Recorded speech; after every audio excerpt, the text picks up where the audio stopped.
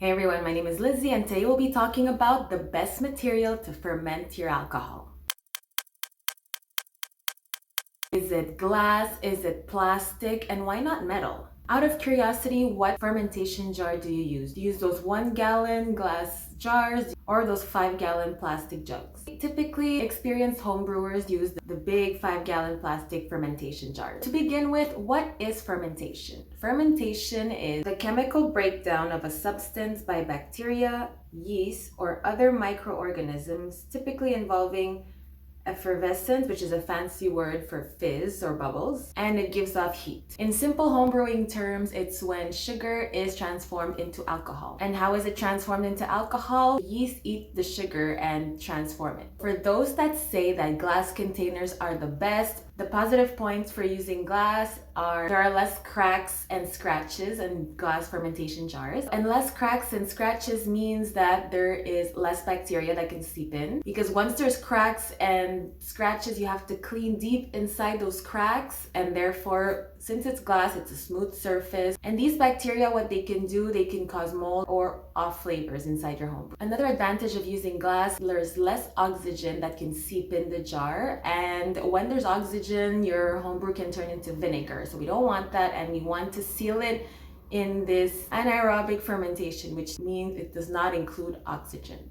If you add oxygen, you're making vinegar, and that's not what we want to make today. Another advantage of using glass is that there are no chemicals in glass, so it won't contaminate your homebrew, unlike plastic. And another advantage about these glass fermentation jars is that they come in 1 gallon batches. Therefore, if you do not like the taste of your homebrew, you can either throw it away, fix it up, or make a new one pretty quickly instead of finishing that whole 5 gallon batch. So the small glass fermentation jar is more advantageous for beginners who are still testing out the recipe and tasting as they go. For those that are team plastic, plastic is better because plastic is cheaper than the glass fermentation jars.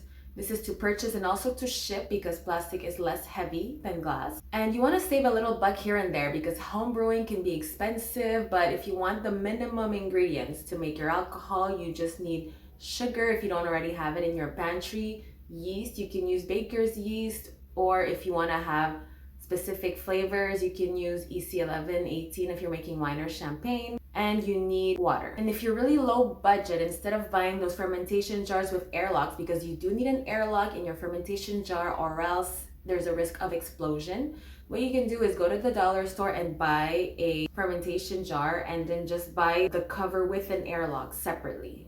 This is really to save cost. You can even put a balloon and put little holes in it so the CO2 escapes from your fermentation jar. So these are really different tips to save a little buck on your homebrew experience. If we can analyze what's the cheapest batch you can create, you have sugar, which is $2.99 a pound, yeast, which is $1.88, a fermentation jar that you buy from Dollarama without the airlock, and the $1 balloon. So if you add all this up, it should cost you $7.87 Canadian dollars or roughly $5 USD. And the size will depend on the fermentation jar that you buy at the dollar store. But will it taste good is the question. The simple answer is no, because the better ingredients you put into it, the better it'll taste. Going back to the cheaper fermentation jar option, which is plastic, another positive point is that it's less prone to shattering than glass. Therefore, there will be no sharp shards, no sharp pieces on the floor if ever it's dropped. And if you already know what recipe to use, you can make it in bigger batches. Therefore, you have to make your beer, wine,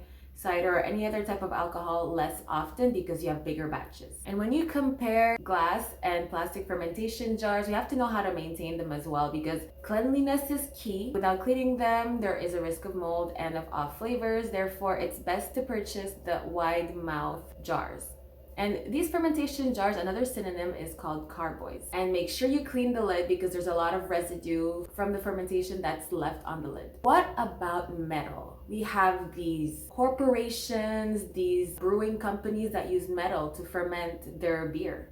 So why can't we use it as homebrewers? More specifically, their equipment is stainless steel and it's much safer than what we would use because if we use metal as a homebrewer, it would typically be made of aluminum, copper, and silver that are not safe because these materials react to acid. Therefore, when using simple metal pots, it's not recommended to homebrew because it risks contaminating your batch. scratch. This is because ordinary pots and pans are not resistant to corrosion. And let me know in the comments below, are you more of a glass fermentation jar user, plastic, or have you dabbled in the metal, which I do not recommend? If you're looking for different ways to ferment your alcohol, book a class. The link is in the description below. If you found this video valuable, share it with a friend. Don't forget to like and subscribe. I'll see you in the next one.